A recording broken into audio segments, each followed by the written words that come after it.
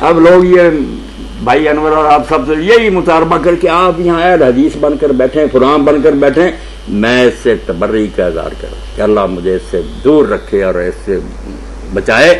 میں یہاں ایک مسلم بن کر بیٹھتا ہوں، جو کہوں گا اس کی دلیل آپ مانگ سکتے ہیں. مجھ سے یہ کوئی نہ کہا کہ فلاں مسئلے کی بات کرو، مسئلے کی حمایت کرے، پھر دین کہاں رہ گیا؟ جی ٹھیک ہے، میں اب بھی کوئی شیعہ نہیں ہوں، نام کسی گروہ سے چلو. میں صاف کہتا ہوں، وہاں بھی میرے تقریریں ہوتی ہیں، آپ نے پہلے بھی سنی ہے.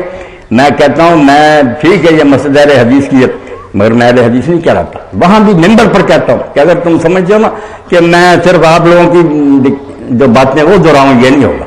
میں اپنے علم کی بنا پر جو باتیں صحیح سمجھتا ہوں، جن کا میں نے اللہ کے ہاں جواب دینا، وہ کہوں گا. ہر شخص کو یہ حق ہے وہ مجھ سے دلیل کا مطالبہ کرے، اس دلیل کو پڑھ لے. باقی اگر وہ کہنا میری خواہش کے مطابق بات کرو تو نہیں ہوگی. اسی لیے میری اس مسجد میں جمعہ کی نماز میں ماشاءاللہ شیعہ دوست بھی ہوتے ہیں، بریلوی ہوتے ہیں، دیوبندی ہوتے ہیں. میری دعوت ہے وحدت امت کی. آپ نے سی ڈی میری سنی ہوگی.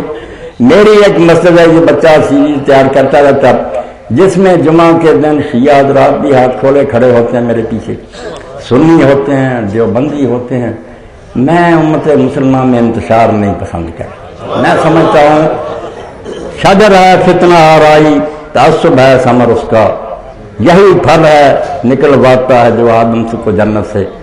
یہ تعصب جب امت میں پیدا ہو گیا کہ ہم ہی مسلمان ہیں دوسرے مسلمان نہیں، اس نے ہمیں برباد کر دیا. آپ سارے صاحب شعور ہیں، جو حالات اس وقت عالم اسلام کو درپیش ہیں ساری مسلمان دنیا میں، وہ بھی ہماری آنکھیں کھولنے کے لیے کافی نہیں ہے کہ ہم ان جھگڑوں میں پڑے رہیں. اور وہ یہود اور ہنود اور سارے کفار جو کیا کہاں ہمیں معاف کر رہے ہیں. جہاں موقع ملتا وہ یہ نہیں فرق کرتے کہ یہ شیعہ ہے، یہ سنی ہے، یہ وہابی ہے.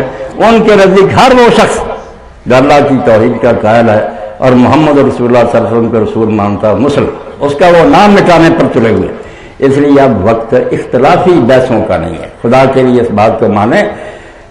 شجر ہے فتنہ آرائی، یہ درخت جو ہے نا فتنہ آرائی کا فرقے بنانا، شجر ہے فرقہ آرائی، تعصب ہے ثمر اس کا.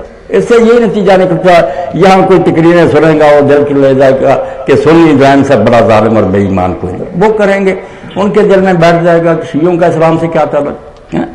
شجر ہے فرقہ آرائی، تعصب ہے ثمر اس کا. یہی پھل ہے جو جنت سے نکلواتا ہے آدمی. اگر اس میں پھنس گیا جیسے جنت سے نکل گیا نہیں تو ہم بھی جنت سے نکل جائیں. نکلے ہوئے 13-14 سال ہو گئے، کفار ہمیں کچل رہے ہیں، مگر ہماری یہ بحثیں ختم نہیں ہوتی. آپ دو چیزوں میں اللہ کے لیے فرق کریں. ایک ہے وہ عقیدہ اور ایمان جو آپ نے اللہ کی عدالت میں لے کر پیش ہونا ہے، اس کے لیے آپ کبھی نہ چھوڑیں، تحقیق کریں. اگر آپ مطمئن ہوں کہ شیعہ مسلک ٹھیک ہے قبول کریں، مگر یہ سمجھیں کہ اللہ کے سامنے جا کر اس کو پیش کرنا، اس میں کوئی حق دھرمی نہ ہو، کوئی خود غرضی نہ ہو. وہ معاملہ آخرت کا، سنی اپنی فکر کریں، آپ اپنی کریں. ایک ہے دنیا میں ہمارا آپس میں معاملہ، الگ کر لیں ان دونوں باتوں کو. جو علماء اور خطبہ یہ نہیں کرتے وہ ہمیں برباد کر رہے ہیں. آخرت کی بات آپ کر رہے ہیں، تحقیق کریں، ٹھیک ہے، جہاں دل مطمئن تو. مگر یہاں جو اسلامی رشتہ ہے نا کہ جو دو چیزوں کی شہادت دیتا ہے، آپ کافی اٹھا لیں، مولانا موجود ہیں.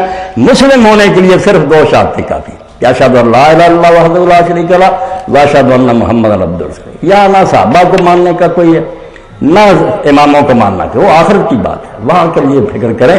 یہاں مسلم ہونے کے لیے کہ آپ کسی کو مسلم کہیں گے جس نے یہ کہہ دیا کہ میں اللہ کو مانتا ہوں، میں محمد رسول اللہ کو مانتا ہوں، مسلم.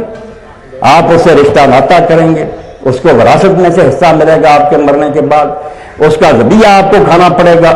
سارے جو اسلامی برادری کے حقوق ہیں یہ اس کو حاصل ہو جائیں گے. کوئی شیعہ سنی اس میں جھگڑا نہیں کر سکتا کہ 2 گواہیاں جب اس نے دے دی کہ اللہ ہے اور محمد رسول اللہ کے رسول ہے، وہ مسلم تو ہو گیا. آپ شیعہ حضرات کی کتابیں فقہ کی اٹھا لیں، سنیوں کی، ضدی لوگوں کی بات سب مانیں گے کہ یہ ان کو بیٹی دے سکتے ہیں، وہ ان کی بیٹی لے سکتے ہیں.